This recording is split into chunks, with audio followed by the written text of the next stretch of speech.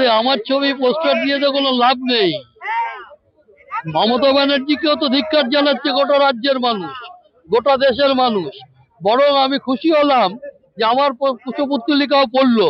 আগে আমাদের পার্টির কংগ্রেসের লোকেরা জ্যোতিবাবুর কুশপুত্তলিকা পড়াতেন, কখনো বুদ্ধদেব ভট্টাচার্যের কুশপুত্তলিকা পড়াতেন, আমরা কখনো ইন্দিরা গান্ধীর পুড়িয়েছি। যাই হোক, আমার একটা পড়লো, আমার মনে হলো যে আমার শক্তিটা আরো বাড়লো। কি বলবেন আজকে এই গরমে, কি বলবেন?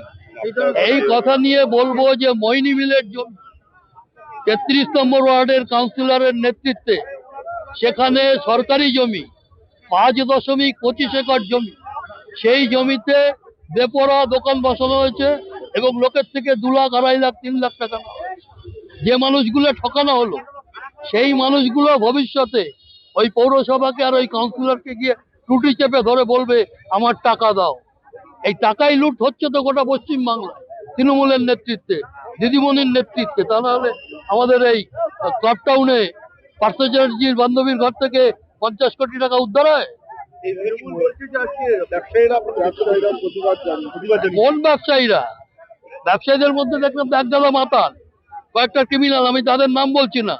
ওই ক্রিমিনাল গুলো বুঝবে কি করে ওদের পিটিয়ে হাড়গোড় ভেঙে দিতে হয়, সে ভাঙাবো আমরা।